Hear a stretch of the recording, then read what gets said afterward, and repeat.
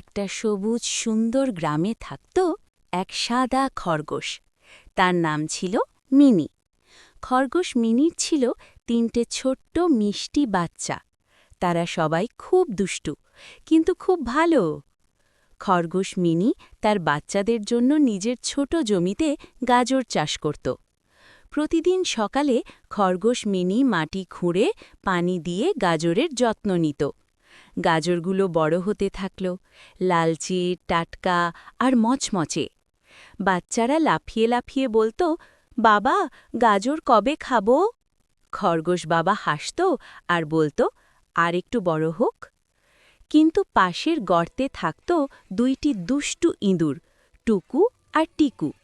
তারা গাজর খুব পছন্দ করত।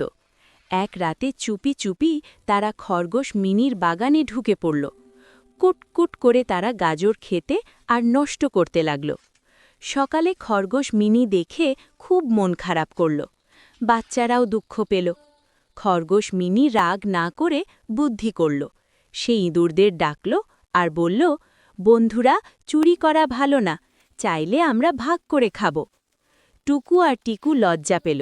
তারা বলল, আমরা ভুল করেছি। সেদিন থেকেই সবাই মিলে গাজর চাষ করল। সবাই হাসি খুশি থাকল।